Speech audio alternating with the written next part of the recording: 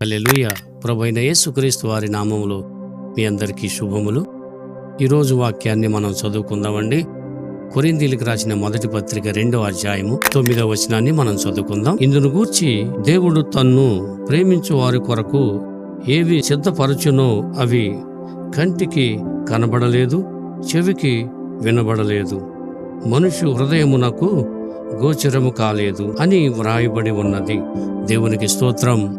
ప్రియా దేవుని బిడ్డలారా, ఈరోజు మీరు మీ భవిష్యత్తు గురించి కలవరపడుతున్నారా? అయితే ఈరోజు దేవుడు ఎవరిని కలవరపడనేయుడు. ఎందుకంటే తన్ను నమ్మిన వారికి, ఆయనను ప్రేమించేటువంటి వారికి ఆయన ఎప్పుడు కూడా సమస్తము ఆయన మేళ్లు చేసేటువంటి దేవుడే. కాబట్టి దేని గురించి చింతించకూడదండి. ఎందుకంటే దేవుడు తను ప్రేమించేటువంటి వారి కొరకు సమస్తాన్ని నేను సమకూరుస్తానని దేవుడు తెలియజేశాడు. కాబట్టి ఆందోళన అవసరం లేదండి. మన కంటికి కనబడనటువంటి ఎన్నో అద్భుత కార్యాలు ఆయన భద్రంగా దాచి ఉన్నాడు మన కొరకు. మీరు దాని గురించి మీరు చింతించొద్దని ప్రభు స్పష్టంగా తెలియజేస్తూ ఉన్నాడు. కాబట్టి ఆయన నమ్మినటువంటి బిడ్డల్ని, ఆయన్ను ప్రేమించేటువంటి వారిని అత్యధికంగా ఆయన హెచ్చిస్తాడు. మనం బాధపడే అవసరంలా, అధైర్యపడే అవసరం లేదు. ధైర్యంగా నా దేవుడు నాకు సహాయకుడిగా ఉన్నాడు, నా దేవుడిని నేను ప్రేమిస్తున్నాను అని మీరు విశ్వసిస్తే ప్రతి ఒక్క మనిషి యొక్క హృదయాన్ని దేవుడు చూస్తున్నాడు. దేవుణ్ణి ప్రేమించేటువంటి వారికి సమస్తం మన కొరకు ఆయన సిద్ధపరిచి ఉన్నాడు. కంటికి కనపడవు, చెవికి వినబడవు, మనసుకు గోచరింపవు. కాబట్టి ఇవన్నీ కూడా